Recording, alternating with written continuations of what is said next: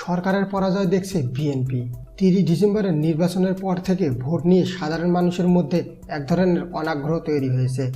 BNP মনে করছে ভোটারদের মধ্যে শ্রেষ্ঠ এই অনীহা খুবই যথার্থ। এর মূল কারণ একাদশ সংসদ নির্বাচনে যেভাবে অনিয়মের আশ্রয় নেওয়া হয়েছে, তাতে মানুষ বুঝে গেছে সে যাকেই ভোট দিক না কেন পাশ করবে সরকারি দলের প্রার্থী। সদ্য সমাপ্ত ঢাকা উত্তর সিটি নির্বাচনে ভোট কেন্দ্রে মানুষের উপস্থিতি ছিল খুবই হতাশাজনক। পরিস্থিতি এমন ছিল যে নির্বাচন কমিশনও বলতে বাধ্য হয়েছে ভোটারদের কেন্দ্রে নিয়ে আসা তাদের কাজ নয়। সরকারি দলের প্রধান প্রতিদ্বন্দ্বী হিসেবে বিবেচিত বিএনপি এই সরকারের অধীনে আর কোনো নির্বাচনে অংশ না নেওয়ার ঘোষণা দেওয়ার পর এটি ছিল প্রথম নির্বাচন। বিএনপি নির্বাচন বয়কট করায় নগরীর এই ভোট ছিল পানসে। 1-2 দিন আগেও অনেকেই জানতেন না ভোট হতে যাচ্ছে, অথচ একসময় বাংলাদেশের মানুষ নির্বাচন প্রিয় ছিল। খুবই উৎসবমুখর পরিবেশে তারা ভোট দিত। তারা একদিনের রাজা ধারণায় বিশ্বাসী ছিল। উন্নত বিশ্বের দেশগুলোর ভোটারদের ভোট কেন্দ্রে আনার জন্য নানা রকম প্রলোভন ও আইন কানুন তৈরি করা হলেও বাংলাদেশের মতো দেশগুলোতে চিত্র সম্পূর্ণ উল্টো। উপমহাদেশের মানুষ ভোট দেওয়ার জন্য রীতিমতো উন্মাদ হয়ে থাকে, কিন্তু 30 ডিসেম্বরের পর যে নির্বাচনের মৌসুম চলছে তাতে মানুষের কোনো আগ্রহই নেই। ঢাকা উত্তর সিটি কর্পোরেশনের মেয়র পদে উপনির্বাচন এবং উত্তর ও দক্ষিণ সিটির 36টি নতুন ওয়ার্ডে কাউন্সিলর পদে নির্বাচনে অংশ না নিলেও ভোটের তীক্ষ্ণ নজর ছিল বিএনপির।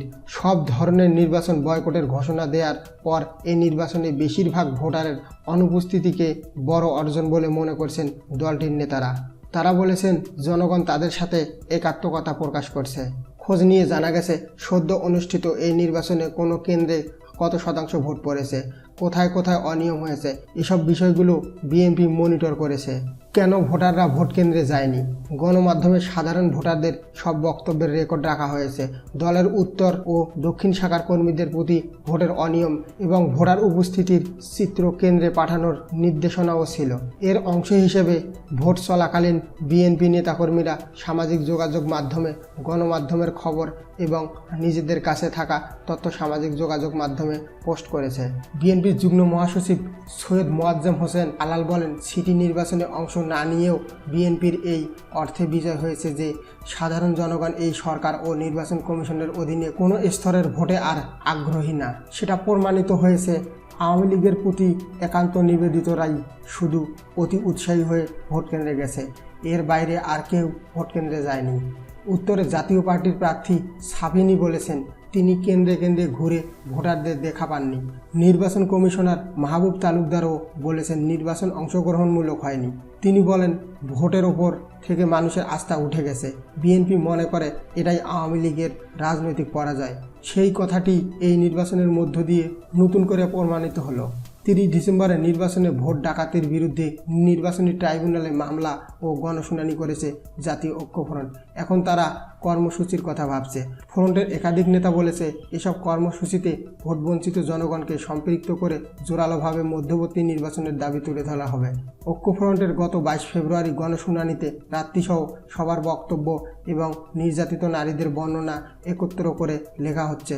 29 ও 30 তারিখে ভোট ডাকাতির তথ্য বই আকারে শীঘ্রই প্রকাশ করায় সারা দেশে প্রচার করা হবে। জেলা এবং বিভাগীয় পর্যায়ে গণশুনানি বা নাগরিক সংলাপের মতো কর্মসূচি গ্রহণ করা হতে পারে। এদিকে উপজেলা নির্বাচনে কোনো প্রার্থী যাতে অংশ না নেয় সে বিষয়ে কঠোর অবস্থানে রয়েছে বিএনপি। ইতিমধ্যে সিদ্ধান্ত না মেনে নির্বাচনে অংশ নেওয়ায় 20 জনের অধিক প্রার্থীকে দল থেকে বহিষ্কার করা হয়েছে। বিএনপির সিনিয়র যুগ্ম মহাসচিব রুহুল কবির রিজভী বলেছেন এই সরকারের অধীনে আর কোনো নির্বাচনে অংশ না নেওয়ার সিদ্ধান্ত রয়েছে বিএনপির। যারা দলের সিদ্ধান্ত মানছে না তাদের বিরুদ্ধে সাংগঠনিক ব্যবস্থা নেওয়া হচ্ছে।